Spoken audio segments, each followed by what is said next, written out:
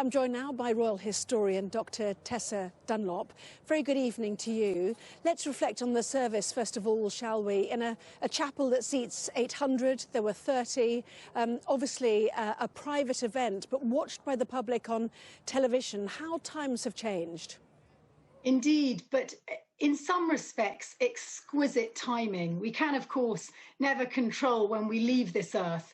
But Philip, who has been step in step with his generation, fighting the war, getting married to his sweetheart after the war, leading the way, being a pioneer, a progressive, embracing television, and now in his final furlong, dying in a year when perhaps more than any other time we needed a symbolic funeral to speak to us, the people, not just here in Britain, as you mentioned, but also in the wider world, where today we hear of this terrible coronavirus 3 million death toll. And there we have this exquisite, pared back, socially distanced funeral, really enfolding so much into that service. Yes, lots of military symbolism, but also deeply religious and deeply personal.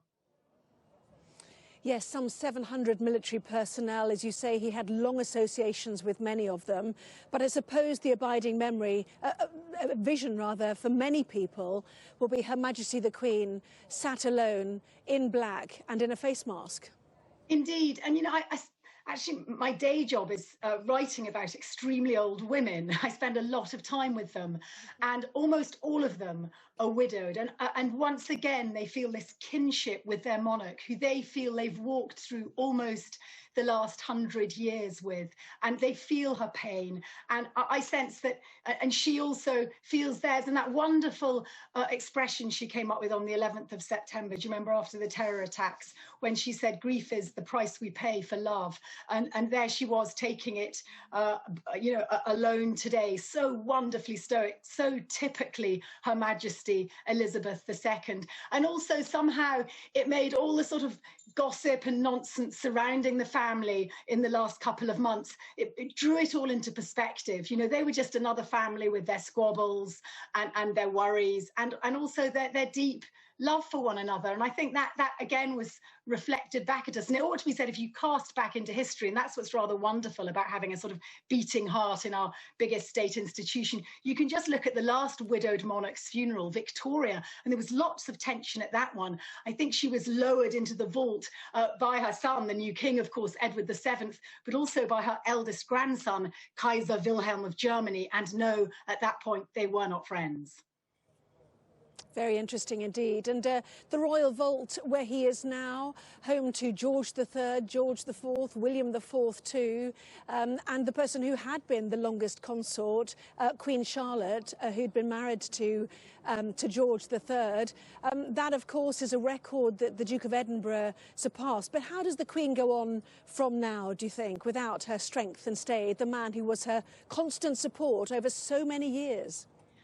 He was indeed, and it will be a massive adjustment, especially as she's got her first ever birthday without him coming up on Wednesday. But remember, he has been an ill man for quite some time. He's been in hospital for a month, and I'm sure she loved him. And as all the people that we love the most, we want them to feel well and be at their best. And he was no longer at that stage in his life. So in some respects, you know, that anxiety will have left, and she will have her family around her to protect her. And you're going to see the gradual cession of duties, some of those power, we don't call it ever power, do we, in relation to our monarchy, but the sort of soft influence, if you like, being ceded to the younger generations. And I think, unlike many very old widowed people, she has great motivation still to stay alive. And I feel quite sure she'll steer the course for a good few years, except, well, at least I'm very hopeful, along with the rest of the nation, that she will. Yes, indeed, and another jubilee next year, of course, 70 years on the throne, which is quite remarkable.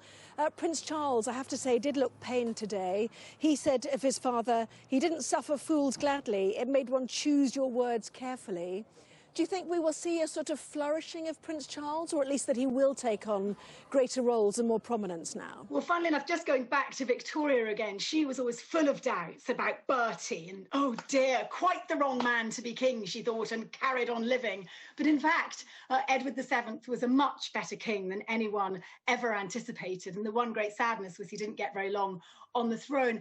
I think Charles, as with so many people, it takes us a long time as human beings to really grow into ourselves.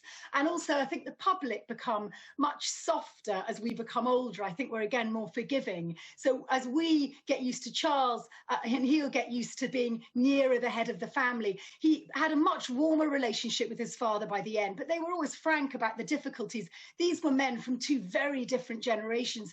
You mentioned Philip being one of a dwindling few war heroes.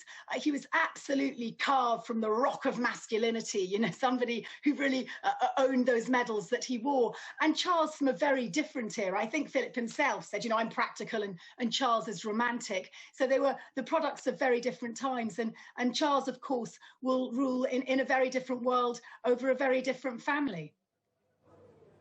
Indeed so. Times are a-changing. And of course, Prince Philip recognised that, didn't he, as the great moderniser, as people describe. Tessa Dunlop, thank you very much indeed. Thank you. Apologies, we've run out of time. To the weather now.